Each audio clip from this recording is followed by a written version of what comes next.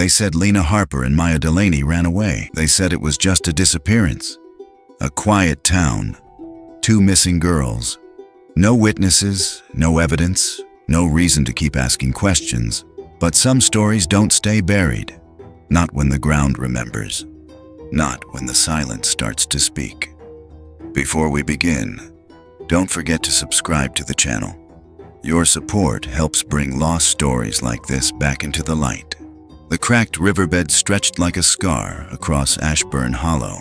Dry, sun-bleached, and refusing to forget. Alex Reeves stood just beyond the caution tape, the early summer wind brushing strands of hair across her face. It had been 30 years, but this place hadn't changed. Not really. The sycamores still hunched like old men over the embankment. The quarry road still snaked along the tree line, and the town's silence still carried the weight of things unsaid. A uniformed officer paced nearby, speaking to someone into a radio clipped to his collar. Alex barely heard him. Her eyes were locked on the item at the center of the scene, half wrapped in brittle leaves and sun-baked dirt. A backpack. Denim. Faded. The zipper broken. She already knew what was inside. "Ma'am?" a voice called. "This area's closed to non-essential personnel." Alex turned slowly, flashing the laminated ID she'd clipped to her jacket. Freelance journalist. Cold case contributor. Authorized. "I'm cleared," she said, voice level. "I called ahead. Officer Daniels told me to meet him here." The man nodded once, still skeptical. "Stay behind the tape, and don't touch anything." She wouldn't have dreamed of it. Alex stepped back a few feet and knelt, pulling a notebook from her bag. The air smelled like dry grass and old limestone. She flipped to a blank page, dated it, and wrote 2 words at the top. Lena Harper. It felt like writing over a grave. 30 years ago, Lena had been one of 2 girls who vanished from Ashburn Hollow within the span of a week. Lena Harper and Maya Delaney, 15 years old, inseparable. They'd gone out one summer night and never come back. The police had found no signs of foul play. No blood, no struggle, no witnesses. 1 week of searches, a month of posters. And then the narrative shifted. They probably ran off. They were troubled girls. You know how teenagers are. Then, silence. Alex was the 3rd one. The one who stayed behind. She hadn't said Lena's name out loud in years, not even to herself. But seeing it again, handwritten in faded purple ink on the inside lining of that backpack, had cracked something open.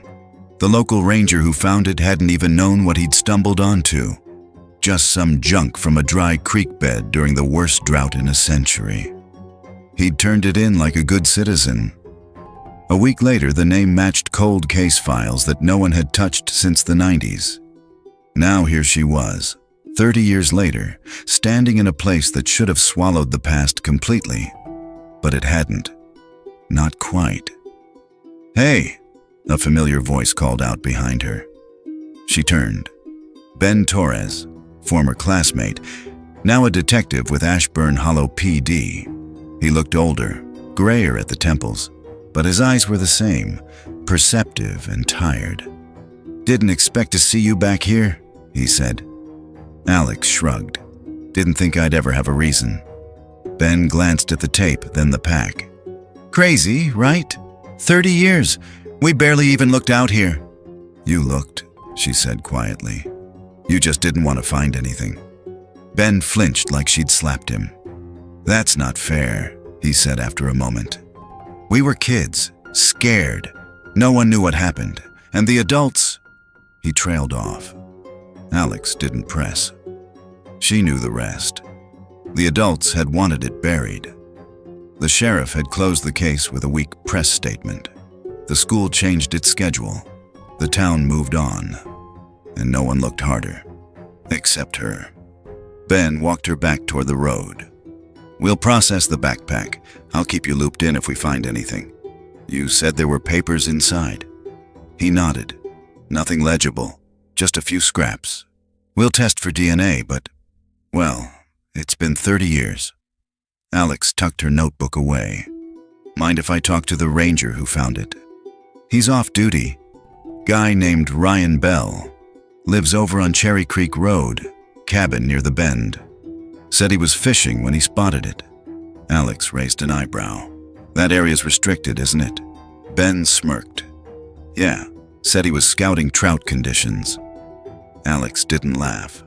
Later that evening, Alex drove the long way around town.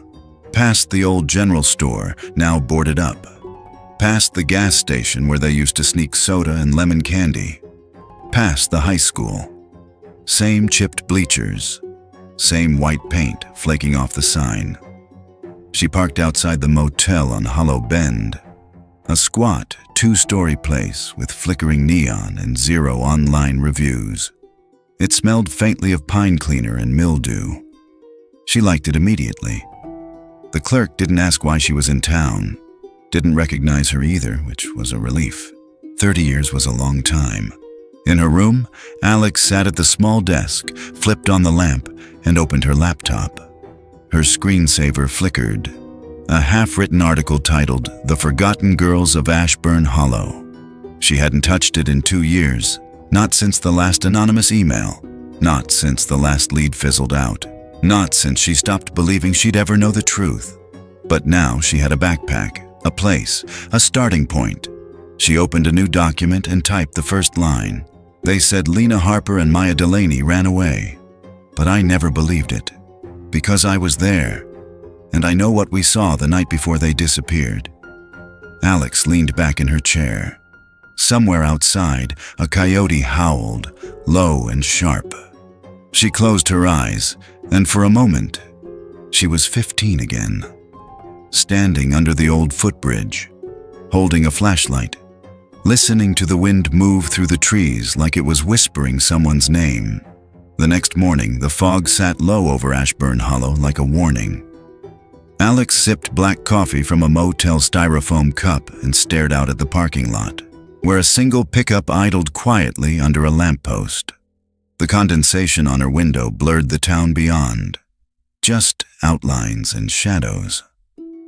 Ashburn had always looked like this in the morning, half asleep, half aware.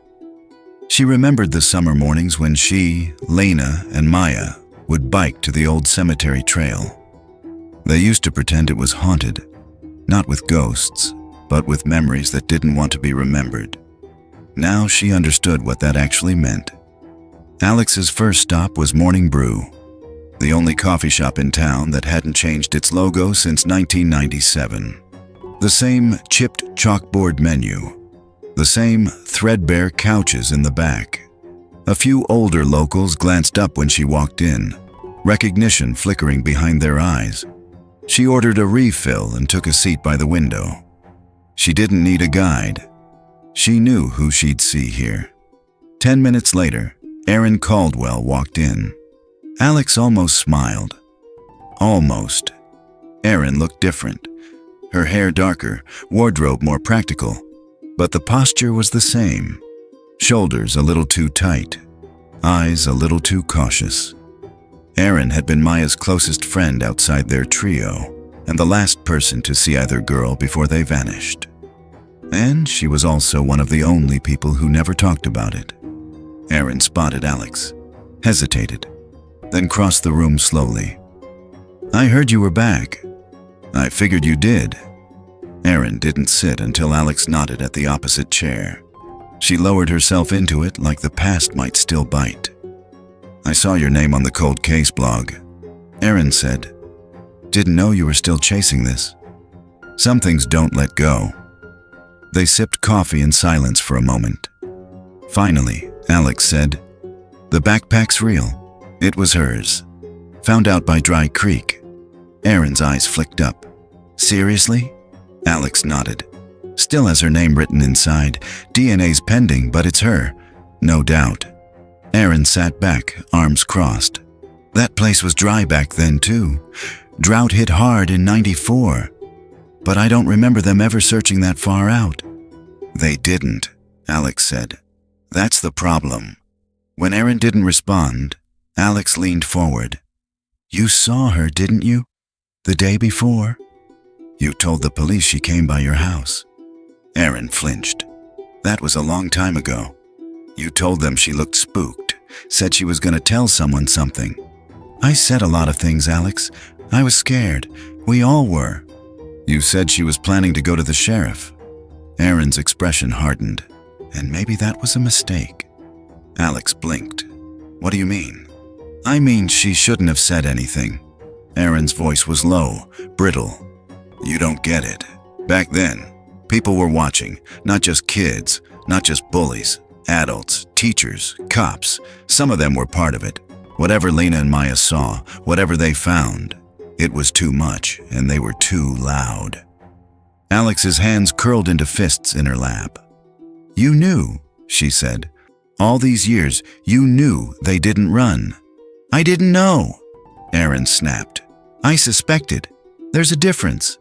And the last time I asked too many questions, my dad got laid off and someone keyed our car. She stared into her coffee. This town is like an attic full of mold. If you poke around, it gets in your lungs. Alex stood. I'm not afraid of breathing anymore. Aaron didn't look up. Then maybe hold your breath. Outside, the fog was burning off slowly. Alex pulled her coat tighter and headed for the library. She needed town records, newspaper archives, and a list of faculty from 1994. Not the official one, the real one. The substitute teachers, the night shift janitors, the ones no one ever remembered but who always had keys. But first, she took a detour. Old Quarry Road hadn't changed. Still cracked pavement and leaning mailboxes. Still that faint smell of ash from a fire no one talked about. The Delaney house, Maya's place, stood like a ghost at the top of the hill. Windows boarded, grass overgrown, mail slot rusted shut. Alex stepped closer. There, carved faintly into the wood of the door frame, she saw something. Letters, shaky, almost childlike. A.R.M. Alex traced them with her gloved finger. Then she noticed something more. A sticker, faded and peeling. Property seized. County foreclosure. It had been placed years ago. But under it, someone had scrawled, "You forgot us." Alex didn't move for a long time. Then she turned away. Back at the motel, she opened her notebook and turned to a fresh page. People who stayed silent. Aaron Caldwell, afraid, evasive, knows more Ben Torres. Cooperative, but holding back Sheriff Morton. Retired, avoided press. Find current address Vice Principal Lowry. Disciplinary coordinator, check records custodian, janitor staff. Unknown. Then she wrote one more name, slowly, deliberately. Me. Because Alex hadn't spoken up either. Not back then. She still remembered the last night she saw them. The flashlight, the whisper, the sound of someone else behind them on the trail. The look Lena gave her. The silent plea not to follow. And Alex hadn't. Not then. She wouldn't make the same mistake now. Summer, 1994. The last summer in Ashburn Hollow didn't feel like the end of anything. It felt endless, like the heat would never break, like the days would keep stretching forward, golden and full of dust. Alex was 15, and that July, her world was Lena and Maya. They were everything, her gravity, her compass, her mischief and courage and defiance. They didn't call themselves a trio. They didn't need to. They just were. They'd spent that day behind the elementary school, sitting on the rusted monkey bars and watching clouds crawl past.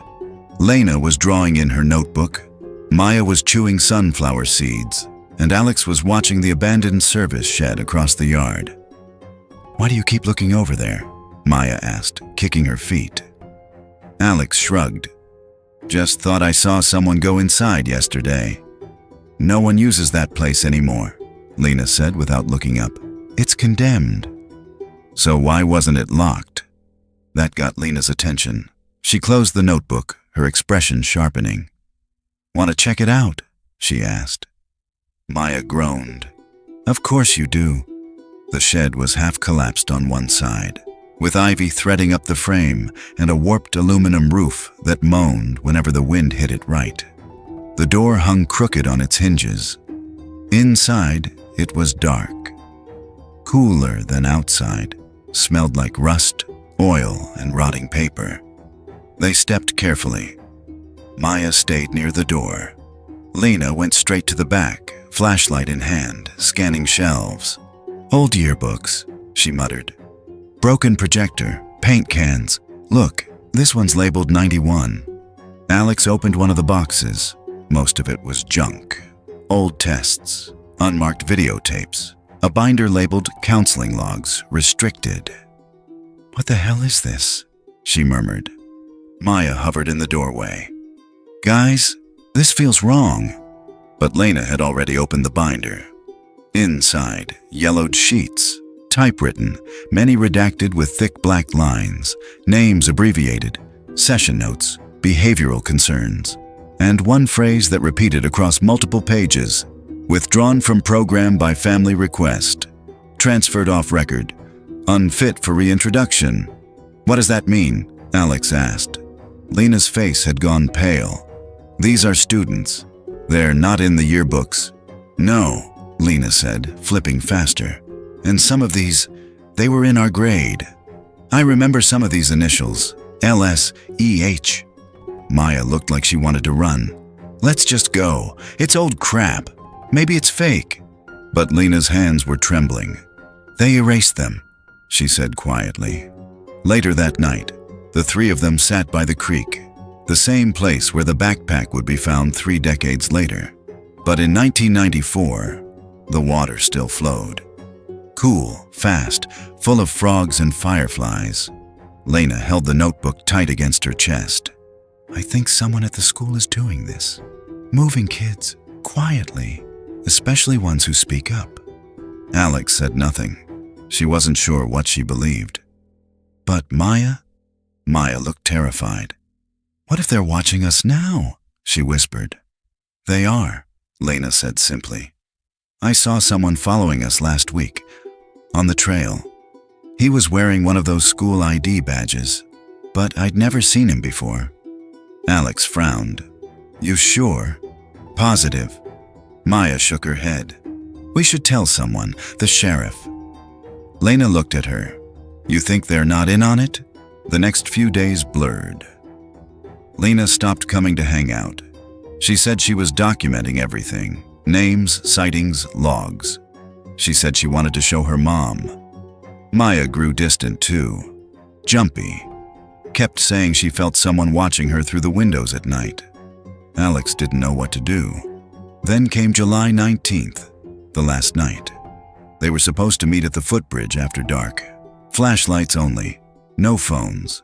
Lena said she found something else, something bigger. But only Maya showed up. "She's not coming," Maya had said, breathing fast. "She said if she's not there in 10 minutes, we have to leave, that she might already be gone." Alex remembered the fear then. Real fear. Not teen drama, not sleepover ghost stories. "She said to remember what we found," Maya had whispered. "And if something happens, we can't let them erase it." Alex wanted to wait. She did. But Maya had grabbed her hand, said they had to go, said it wasn't safe. They ran. And the next morning, both girls were gone. Alex sat on the motel bed in the present day, her notebook open in her lap. The memories flooded back like a reopened wound. She wrote one line across the page. "We left too soon." The Ashburn Hollow Sheriff's Department hadn't changed in 30 years, except maybe for the beige walls looking even more faded and the vending machine in the corner finally out of order. Alex stood at the front desk, waiting as the clerk disappeared into the back. A dusty clock on the wall ticked with deliberate slowness. She tapped her pen against her notebook and scanned the bulletin board behind the desk. Petty theft alerts, 2 missing pet flyers, and a faded Community Watch Volunteers Wanted notice with no tear-off slips left. No mention of Lena, no mention of Maya. It was like they'd never existed. The door creaked open, and Detective Ben Torres appeared again, now in full uniform. He motioned her toward the back. "Still digging?" he asked, not unkindly. "You know I am," Alex said. "I want to see the full case files, Lena and Maya, not the press release version." Ben's face tightened. "You know those aren't public. They're 30 years old, Ben. You think the public's forgotten? I haven't." He didn't respond. "Let me guess," she said. "The files are incomplete. Half the statements are missing. There's nothing about the service shed, nothing about that binder Lena found." Ben looked away. "You tried to find that shed back then," Alex continued, "but it was empty by the time you got there." "I remember." "So do you." "I was 16, he said quietly. "You're not now." He led her to a small interview room and dropped a worn folder on the table. "That's all we have on file. I scanned it for you already." Alex opened the folder. Inside were 3 missing persons reports, 1 anonymous tip sheet, a brief log of search efforts, a typed summary from then-Sheriff Paul Morton, and a note in red pen. "Closed, presumed runaways." That was it. "No autopsy," Alex murmured. "No follow-ups. No physical evidence logged." Ben sat across from her. "Morton shut it down after 6 weeks, said there were no credible leads. He had one," Alex said, pulling a slip of paper from her own folder. A printed copy of a 911 transcript, dated July 18th, 1994.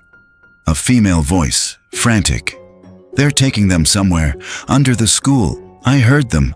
I don't know what to do." Lena's voice, Alex said. "Never included in the case file. How?" Ben looked stunned. "Where did you get that?" "Cold case archive. Someone digitized it years ago. Only it wasn't referenced in the police report, not once." He was quiet a long time. "I found a second folder once," he said finally. "Years ago. Labeled restricted, staff access only, locked cabinet and evidence storage. I asked about it, got shut down." Alex leaned in. "Was it the same year? Same case?" He nodded. "Sheriff's seal, but no signature, and no file code. Do you know where it is now?" "No," he said, "but I know who might." Sheriff Paul Morton had retired in 2001. He lived in a double-wide trailer outside town, kept a dog, and didn't own a cell phone. Ben gave Alex the address reluctantly. "He's old, bitter, doesn't like visitors." "I'm not here to be liked." The trailer was surrounded by yellowing grass and a rusted swing set. A black lab barked once and then retreated under the porch. Alex knocked. The door opened a crack. Morton stared at her through the screen. "You one of them reporters?" "Number I used to live here." "That supposed to matter to me?" "Lena Harper," she said. "Maya Delaney." The screen door creaked open. Morton didn't move aside, but he let her see him. Older, stooped, face lined like dry bark. "I signed those reports 30 years ago," he said. "Case went cold. They ran. That's what I wrote." "They didn't run." Morton's lips pressed into a thin line. "You think I don't know that?" Alex felt her breath catch. "You knew?" "I knew we weren't supposed to look too hard. I knew the school board called me into a private meeting the day after the second girl vanished. Told me to drop it." "Why?" Morton's voice dropped. "There were donors involved, private ones, people who had reasons to keep things quiet. I was told it was better for the town if we moved on." Alex felt sick. "You buried them," she whispered. "No," he said quietly. "I just didn't dig." She took a step back. The sunlight flickered between clouds, lighting up the porch in pale gold. "You still have it, don't you?" she said. "The restricted folder, the one with no code." Morton looked at her long and hard. Then he turned, disappeared into the trailer. When he came back, he was holding a manila envelope, the seal yellowed and brittle. He handed it to her. "I should have done this years ago," he said. Back at the motel, Alex opened the envelope on the bed, heart thudding. Inside were a list of names, students, all marked transferred. One memo from the Greystone School Board requesting containment of behavioral deviance. A black and white photo of a girl, not Lena, not Maya, labeled only GS03, placement 1979, and at the bottom, a letter with initials, ER.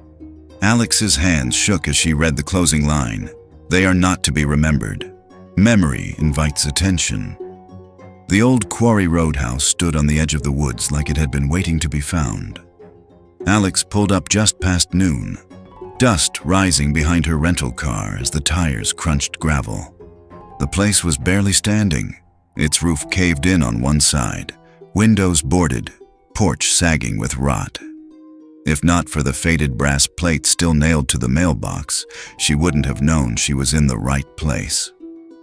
M. Bell, Counseling Services. The name had come from a line in one of the documents Morton gave her. Session notes transcribed and filed by Bell M., 1979 to 1981. Non-faculty status. External consultant. Clearance full.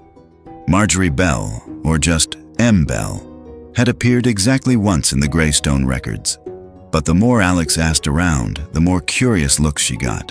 Too many people remembered her, and yet no one wanted to talk. She didn't belong to the town, one older man at the post office had whispered. She showed up after dark and left before dawn, said another. She asked kids questions that had nothing to do with school. Now, Alex stood at what was left of her home. The front door had been padlocked, but someone had already cut it open. The lock lay rusted in the dirt like a discarded secret. Inside, the air was thick with mildew and dust. Her flashlight beam danced across water-stained wallpaper and cracked floorboards. Everything had the feel of a place that had been left in a hurry. Furniture still covered in plastic, books still on shelves, cups in the sink. But something was wrong. The house was too intact, not just abandoned, preserved, like someone had been here recently, keeping things just this side of decayed. Alex moved cautiously through the rooms, taking photos, scanning for anything with names. In the back hallway, she found a door marked private. No handle, just a hole where one used to be. She slid her crowbar from her bag. Behind the door was a staircase leading down. It smelled of damp earth and old fabric. Her flashlight flickered. She tapped it once. The basement was unfinished. A concrete floor, wooden beams, shelves along the wall. And in the back, tucked behind a drape of plastic sheeting, a file cabinet. She didn't hesitate. The drawers were locked, but not tight. A few strong yanks and the second drawer came loose. Inside were folders. Dozens. Unmarked except for initials, LH, MD, EL. NS Alex froze. These weren't general student files, they were counseling logs. She flipped one open. Subject, LH, July 1994. Refuses to recant statement regarding hallway surveillance. Claims to hear music from the chapel during off hours. Request made for quiet therapy, pending board approval. Notes initialed, MB. She flipped to another. Subject, MD.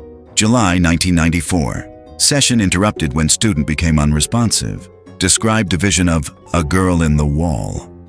Likely projection. Suggest isolation for observation. Unfit for peer contact. Final note. Transferred July 20th, 1994. No transfer destination listed. Alex's hands trembled as she pulled out a thick envelope at the back of the drawer. Inside were cassette tapes labeled in careful handwriting. Session 03, EL. Session 07, MD. Session 12, LH. Final entry, Bell M. She pulled her recorder from her bag and popped in the first tape. The voice that filled the room was soft, female, deliberate. This is Session 12. Subject Lena Harper. Patient displays elevated anxiety, increased suspicion of staff surveillance. Repeats belief that student Maya Delaney is in danger. Student claims to have evidence. Tape recorder confiscated, binder destroyed, recommending immediate removal from peer population. Click. Alex switched tapes. Session 7. Subject Maya Delaney. Student reports seeing someone else in the chapel. Not a teacher, not a priest. Referred to as the girl behind the curtain. Vocal when distressed. Session ended prematurely due to light fixture falling from ceiling. Note: third incident of environmental disruption. Alex stopped the tape. She sat down hard on the floor. They hadn't just been watched. They'd been documented, controlled, silenced. And someone had made sure those records never left the basement. Until now. She didn't hear the footstep behind her until it was too late. The voice was quiet, male, and unfamiliar. "You're not supposed to be here." Alex turned slowly. A man stood at the bottom of the stairs. Late 50s, wearing coveralls. His eyes gleamed in the flashlight beam. "You're one of them," he said. "You were with the others." "I remember." Alex didn't move. "Who are you?" "I kept the place clean," he said. "Told me not to ask questions, just mop the floors, throw away what they told me to, but I never touched the tapes." He looked at her with something like regret. "I should have burned them." Alex stood, hands still on the recorder. "Why didn't you?" He hesitated. "They asked questions. They remembered things. That was the problem. They didn't forget." "And what about you?" she asked. "Did you?" He looked away. "I tried." By the time Alex got back to her motel, it was after sunset. The sky was bruised purple, and the recorder felt like it weighed 10 pounds in her satchel. She uploaded the tapes to a secure cloud server and backed them up twice. Then she wrote a name in her notebook. Marjorie Bell, former counselor, not faculty, psychological evaluations off record. And under it, someone new, someone cleaned, someone is still watching. She didn't sleep that night, but she did start writing again. The first thing Alex did when she woke, after only 2 hours of dreamless, jagged sleep, was hit play on the final tape. The label on the cassette was simple: Final Entry. Bell, M. She sat cross-legged on the motel floor, her back to the door, laptop open beside her, phone recording the playback for backup. The tape crackled to life. "This is Counselor Marjorie Bell, June 12, 1995. If you're hearing this, I've either fled or failed. I've left the house. The materials are hidden in the basement, behind the session files. The rest have already been removed." Alex leaned closer. "I was hired to observe, not intervene. But something was wrong. The girls, Vivian, Emmeline, Lena, Maya, they didn't hallucinate. They saw something real, something in the walls, something older than the school itself. The board called it delusion. The priest called it possession. But I think it was memory. Raw memory. Echoes of what the school buried." Alex's breath caught. There was one more. She wasn't on the rolls. No file, no locker. The others called her the girl who doesn't blink. She never spoke. She only appeared in reflections, in glass and water. I believe she was the first. The tape popped, then hissed. Bell's voice returned, softer. They called her Hope later, as if naming her would contain her. But it didn't. She's still there, and she remembers everything. Click. Silence. Alex didn't move for a long time. Hope.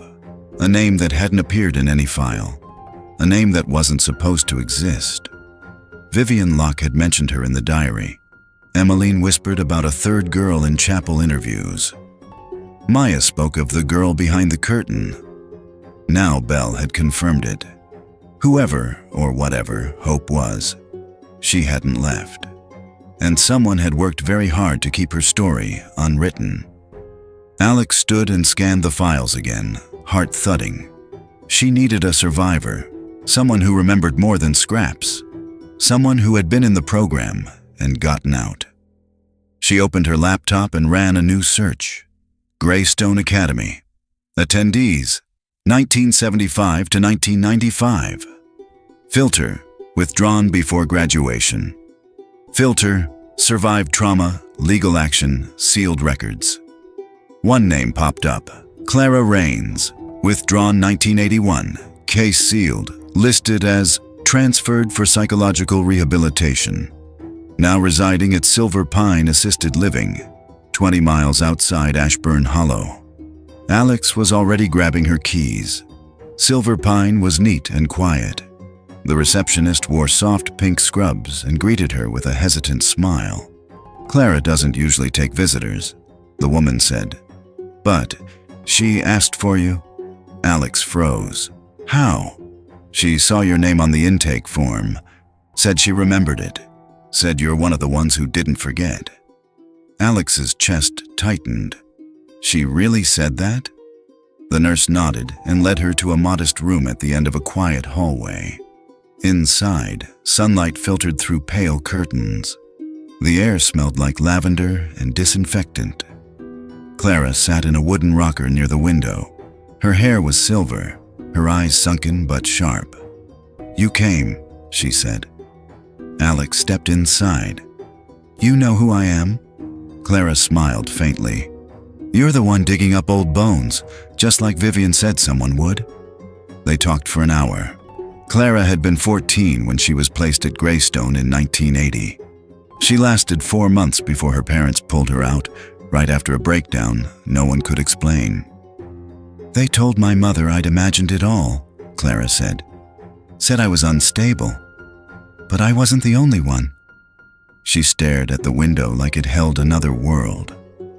There was a room under the chapel, not the one they showed us, the real one. Stone walls, Moldavian, no light. That's where they took the loud ones, and the ones who saw her. "Hope?" Alex asked. Clara didn't blink. "That's what Vivian called her.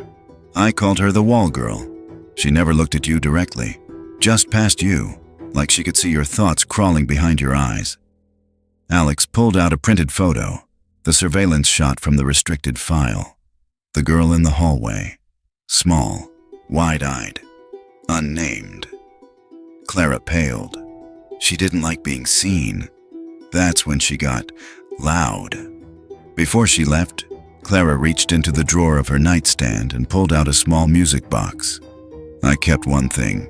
My roommate left it behind. Vivian said it kept the whispers calm." The music box was shaped like a chapel, tarnished silver. When Alex opened it, a lilting melody played. Slow, sad, haunting. The same tune from the end of the bell tape. Alex thanked her and stepped into the hall, the melody still echoing in her ears. Back at the motel, Alex uploaded the audio, tagged the files, and typed a new title for her growing article.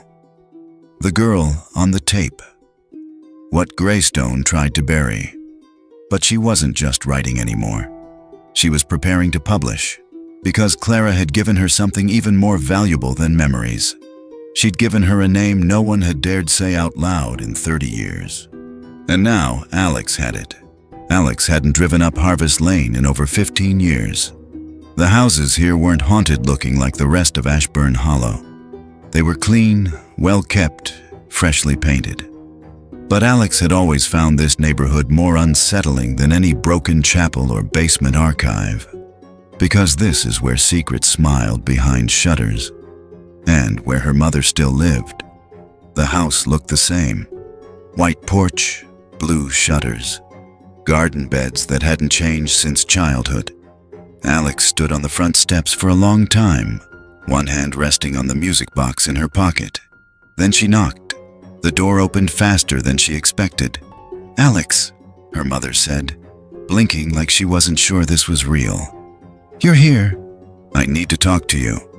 Her mother stepped aside without a word.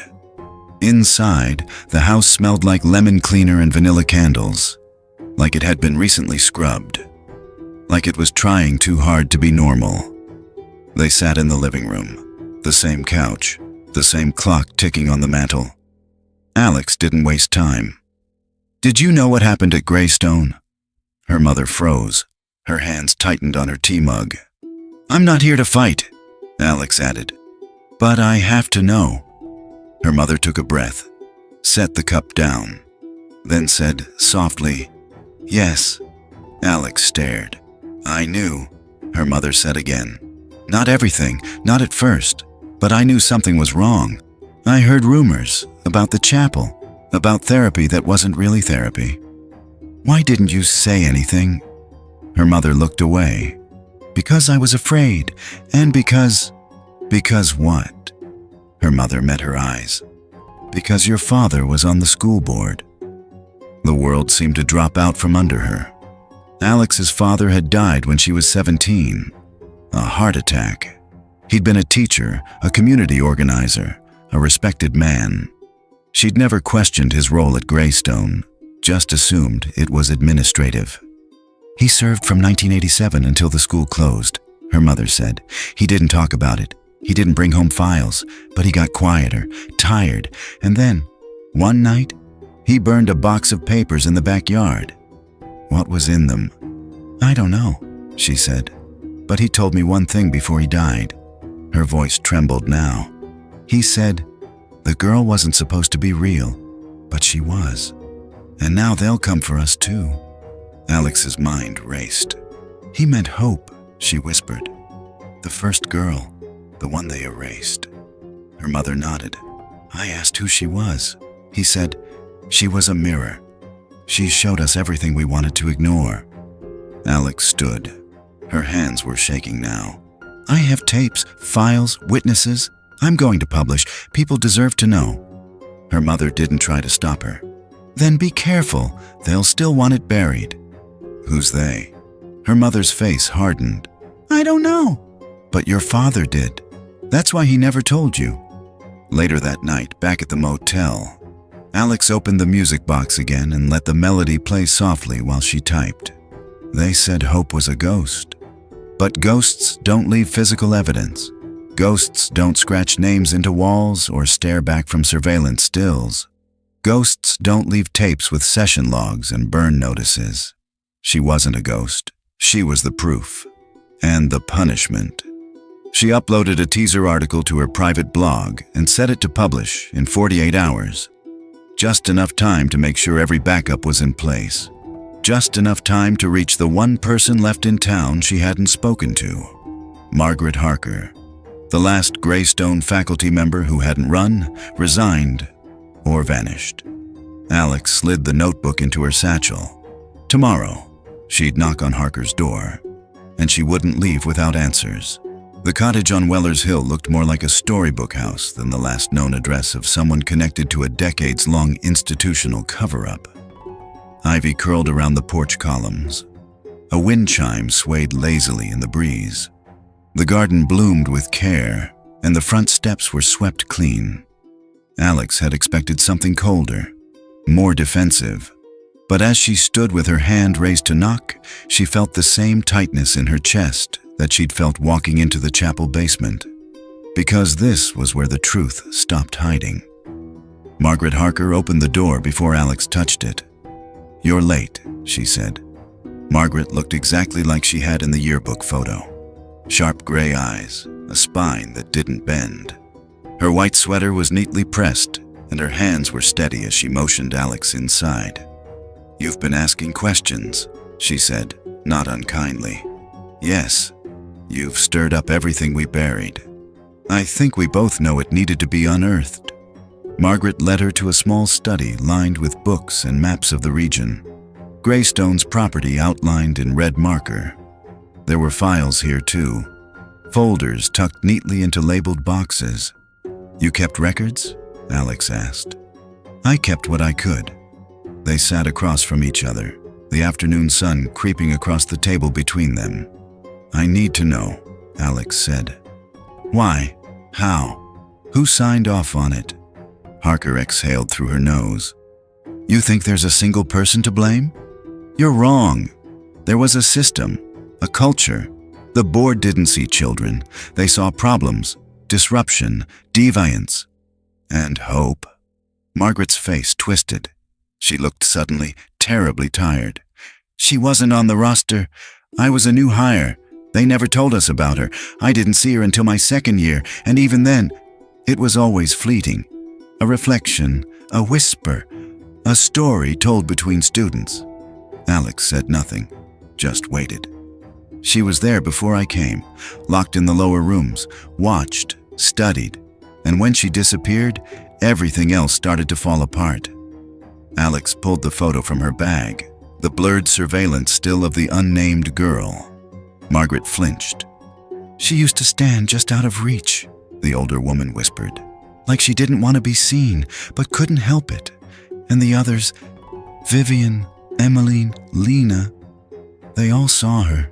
They all remembered her, and that was the sin." "Remembering?" Alex asked. Margaret nodded. "They made a pact, you know, a silence pact. Vivian told me. They thought if they stopped speaking about her, maybe she'd go away.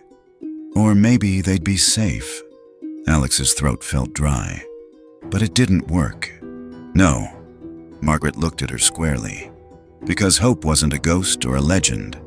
She was a witness, and witnesses don't fade. They multiply."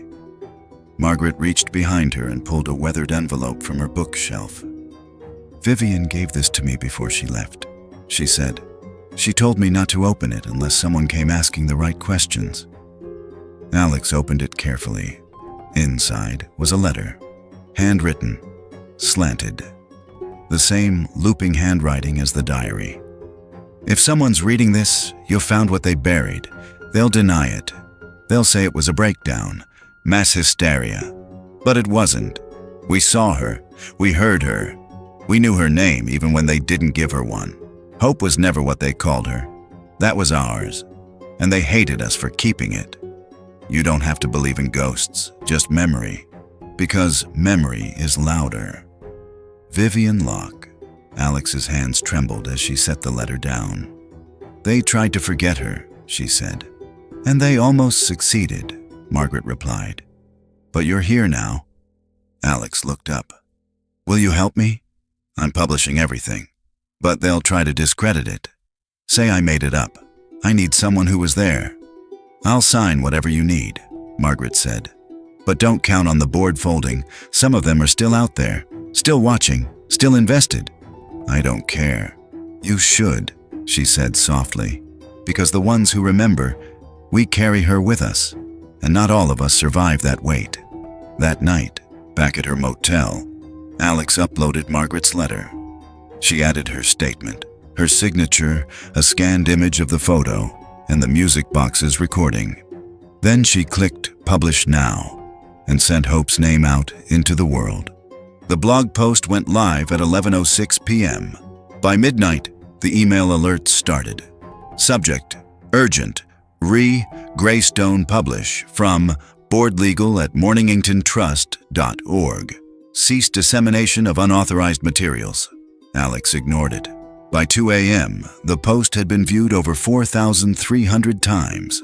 By 4 a.m., local journalists were contacting her. A cold case podcast had already shared the link. Former students were commenting, sharing memories, photos, vague but chilling anecdotes. The silence was breaking. At 7:12 a.m., her phone buzzed with a text from Jeanette, the town records clerk. They broke in last night. Fire in the off-site archive facility. Box GS794C is gone. Alex sat bolt upright in bed. Gone. All the originals. The surveillance photo. The redacted memo. The file on Hope. Everything she had found. Vanished in fire. She drove out to the site, a converted storage building just off County Route 19. The smell of scorched metal hung in the air. Yellow tape fluttered in the breeze. A local deputy stood guard, unspeaking. Jeanette met her near the gate. "They say it was electrical," she said, voice tight. "But I checked the access logs. Someone used a badge after midnight. The alarm never went off. That means..." "Internal," Alex said. Jeanette nodded grimly. "They erased her. Again." Alex didn't go back to her motel. Instead, she drove to the only place left that hadn't been breached yet. The riverbed. Dry, cracked, and empty now. Like a wound, healing wrong. She walked the trail to the spot where Lena's backpack had been found. The air was still. the sun already harsh overhead. Someone had been here. The dirt was disturbed. Kneeling, Alex saw something partially buried. A burnt scrap of notebook paper. The edges curled and blackened, but one corner remained. 3 words in faded purple ink. She remembered me. Alex's throat clenched. She looked around. No movement, no sound, just wind and ash. Back in her car, she sat for a long time. She pulled out Vivian's letter, then Margaret's. Then she opened the photo of the unnamed girl, Hope, in the chapel hallway. She stared at it until the image blurred, and then she saw it. A hand, barely visible, reaching from a gap in the stone behind the girl. Too small to be adult, too misshapen to be a shadow. Someone had been with her, or behind her, watching, trapped, waiting. Her phone buzzed again. A blocked number, no voicemail, just a message. Some names were never meant to be remembered. Walk away. Alex took a screenshot and kept driving. She met Ben Torres outside the courthouse. He looked more tired than usual, less like a detective, more like someone who'd been fighting ghosts and losing. "I saw the fire," he said. "They called it a wiring issue, but I don't buy it." "Neither do I." He handed her a folder. "This is all I could get before they locked the system. Internal staff memos, 1979 to 1985. Nothing concrete, but some interesting names. One keeps showing up." Alex flipped through. Her eyes caught it instantly. E. Rutherford, Program Director, Special Placement Oversight. There she was again. Eleanor Rutherford. The woman behind the silence. Alex had seen the initials before. On Bell's memo, on Vivian's sealed file, on the termination order in the sheriff's restricted folder. "She's still on the trust board," Ben said. "But no one sees her. Doesn't attend meetings, doesn't return calls." "She doesn't have to," Alex said. She already did her part. That night, Alex didn't sleep. She drafted a second post. They tried to burn her name. Inside, photos, notes, the burned letter, the image of the hand behind Hope, and a final sentence that rang like a hammer blow. "You can burn a file. You can destroy a building, but you can't kill memory, not when it's already taken root." She scheduled the post. Midnight. Let them chase the ashes. But just before dawn, someone slipped something under her motel door. A photo, old, faded, of 3 girls, Lena, Maya, and a third, small, blurred, pale, no name, no face. On the back, scrawled in red ink. She didn't run. She didn't speak. She's still here. The Rutherford estate sat atop a hill of red clay and silence. The driveway curved through tall iron gates, the kind that used to guard ideas like legacy and respectability. But Alex had stopped believing in either. She parked just outside the gate. No invitation, no escort, just answers owed. The house loomed ahead. White stone, black shutters, a kind of cold, symmetrical perfection. Alex walked up the path, her boots crunching on gravel. Her satchel hung heavy with files, photos, the music box, and Vivian's final letter. The door was unlocked. Of course it was. People like Eleanor Rutherford didn't expect to be hunted. They expected obedience, silence. But Alex had spent her life learning how to carry noise like a weapon. She found Rutherford in the study. Late 80s, silver hair pinned in a chignon, eyes the color of steel dust. She looked up from a bound volume of architectural blueprints, Greystone's original layout. "You made quite the mess," she said. Alex closed the door behind her. "You made it first." Rutherford smiled faintly. "Do sit down. I assume this isn't a social call." Alex stayed standing. "I know who Hope was." "No, you don't," Rutherford said, her voice soft as a scalpel. "You know what they imagined, what they projected. A ghost, a myth, a scapegoat for their trauma. She was a child. She was an accident." Alex stepped forward. Accidents don't live in basements. Rutherford's eyes sharpened. She was placed, she said finally. Not enrolled, an off-roster asset. A failed initiative under donor discretion. What initiative? Adaptive silence therapy, emotional reset, behavioral blank slate modeling. Alex recoiled. You turned her into a test subject. She was meant to be erased, Ms. Reeves. That was her function. And in time, the others would forget her. Forget themselves. It was safer that way. Alex pulled the photo from her bag. The blurred image of Hope in the hallway. And the hand behind her. You failed. Rutherford looked at the photo. Just once. She wasn't supposed to survive. But she did, Alex said. Rutherford sat back. What is it you want? Your confession, your statement, and if not that, your silence, public and permanent. Because I'm not going to stop. The tapes are already in 3 locations. The posts are archived. The podcast episode drops next week. Even if you bury me, the story lives. You're very brave. I'm not, Alex said. I'm just tired of losing girls like Hope. Silence hung between them. Finally, Rutherford closed the blueprint book. They'll make a documentary, you know, a podcast, a Wikipedia page. People will cry, then forget. Maybe, Alex said, but I won't. A week later, Greystone's land was seized by the state. The Mornington Educational Trust disbanded under pressure. An investigation was launched. Alex testified. Margaret Harker did too. So did Ben and Jeanette. Clara Raines sent in her statement. Others followed. No one could find a death record for Hope, because there had never been a life record either. But her name now lived in headlines, in footnotes, in truth. The old chapel wasn't demolished. It was converted, a memorial space, a truth archive, a place for people to listen. On the back wall, carved into a plaque beneath stained glass, in memory of the unnamed. She didn't run.